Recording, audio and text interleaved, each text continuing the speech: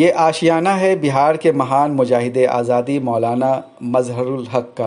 Siwan junction से तकरीबन 15 kilometre दूर फरीदपुर में इस आशियाने का निर्माण मौलाना ने अपनी रिहाइश के लिए किया था, लेकिन ये जल्द ही स्वतंत्रता संग्राम का एक सेंटर बन गया।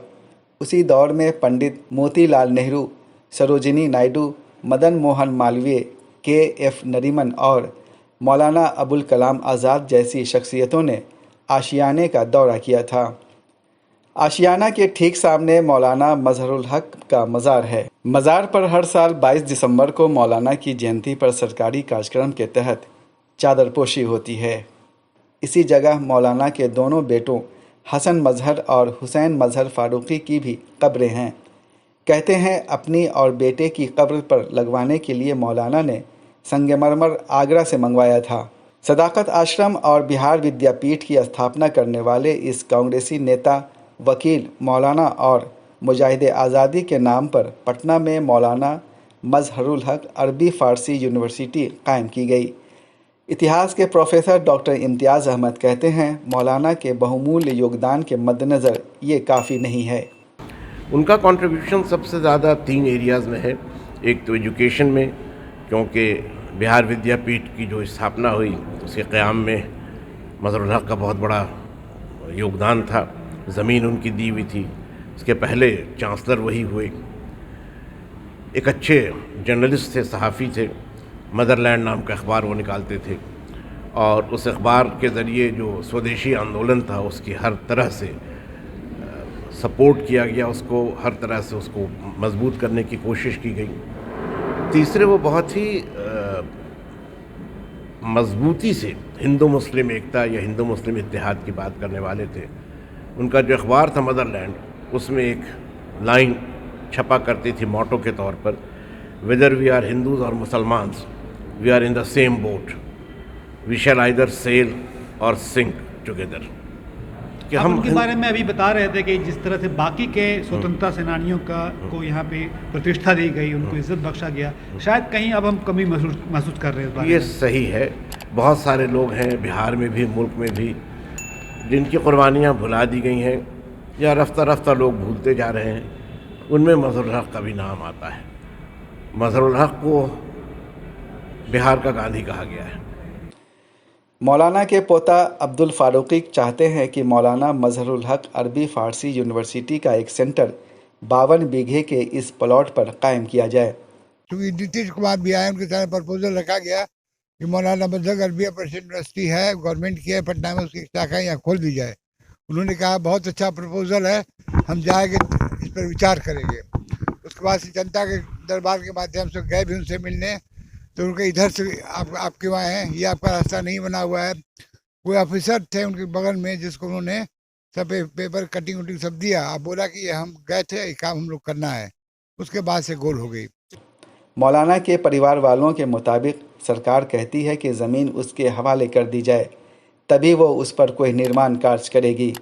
परिवार वाले इसके लिए तैयार नहीं हैं, उनके पास दलीलें मौजूद हैं।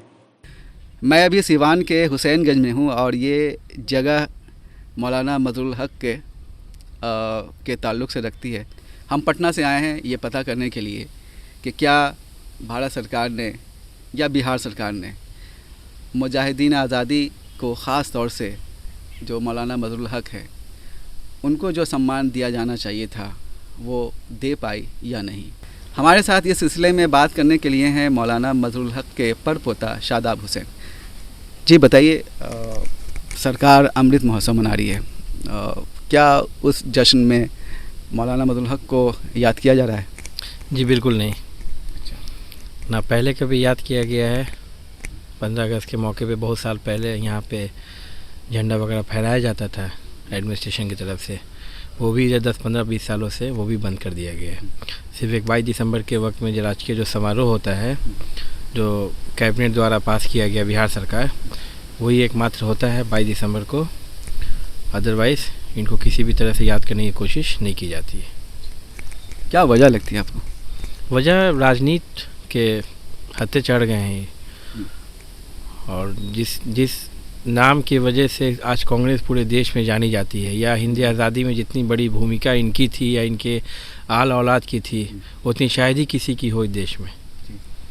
लेकिन इस तरह से कांग्रेस गवर्नमेंट जब रही या कुछ साल अलग अलग लोग रहे या उसके बाद से जो इन सालों में बीजेपी की सरकार है, लेकिन कभी किसी ने याद करने की कोशिश नहीं की, सबने भूलने की कोशिश की उनको हमेशा से। तो ये जो हम देख रहे हैं कि ये डेवलप किया हुआ है, ये किन लोगों ने डेवलप किया इसको? ये उनके पोता मोहम्मद अब्दुल्ला हुसैन हैं, उनके द्वारा ही ये सारी चीज़ें को रखा जाता है। 32 एकड़ कैंपस में फैली हुई जगह ये है और उनकी ये मज़ार है मज़ोक साहब की। उनके दोनों बेटा यहीं पर हैं और जो भी रख रखाव या लोगों के द्वारा यहाँ पे काम करवाया जाता है, किया जाता है, वो सब उनके पोता द्वारा ही किया जाता है। आज जो वहाँ मकान बना हुआ है जिसको रेनोवेट कराया गया है, वो भी उनके पोता द्वारा ही रेनोवेट किया गया है। सरकार की तरफ से किसी तरह की कोई सहायता नहीं है। तो आप लोगों की क्या मांग है सरकार से? सरकार से किसी तरह की कोई मांग नहीं है, क्योंकि जब सरकार से मांगी जाती है मांग तो कहते हैं कि जगह को डोनेट कर दीजिए। जगह को डोनेट इसलिए नहीं किया गया कभी कि राजेंद्र बाबू को जाके आप देख सकते हैं कि वो जगह डोनेट की गई है, उसका क्या जर्जर हालात बने हुए हैं।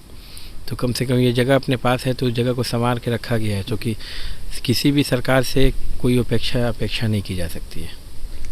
आगे के लिए क्या मंसूबा है इसको और डेवलप करने का आप लोगों का? आगे हम लोग का यही है कि मज़ार के ऊपर गुंबद वगैरह बनवाना है और जैसे घर जैसे अभी डेवलप में फिनिशिंग का काम चल रहा है, घर में जैसे पहले था आशियाना वैसे लाने की कोशिश की जा रही है। देश की 75वीं आज़ादी के मौके पर साल भर अमृत महोत्सव मनाया गया। स्वतंत्रता सेनानियों के गुण गाए गए, लेकिन मौलाना मजहरुल हक के लिए न तो सरकारी तौर पर कोई डॉक्यूमेंट्री बनाई गई, न विशेष कार्यक्रम आयोजित किया गया और न ही अरबी फ़ारसी यूनिवर्सिटी का सेंटर खोलने जैसी छोटी सी मांग पूरी की गई।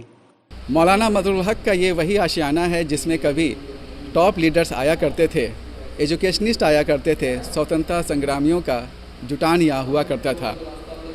यहाँ पर बड़े बड़े फैसले लिए जाते थे और उन पर अमल किया जाता था। लेकिन ये बड़े अफसोस की बात है कि ऐसे वक्त में जबकि भारत सरकार आज़ादी का अमृत महोत्सव मना रही है, यहाँ पर एक भी सरकारी कार्यक्रम ना तो अब तक हुआ है और न ही होने की कोई उम्मीद है। शायद यही वजह है कि यहाँ के लोग मायूस है और उन्होंने सरकार से किसी भी तरह की मांग करना मुनासिब नहीं समझा।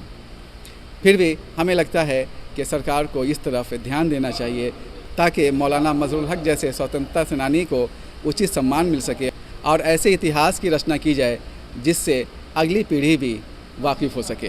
कैमरा पर्सन रिजवान फिरदौस के साथ मैं सैयद जावेद हसन, बिहार लोक संवाद, फरीदपुर, सिवान।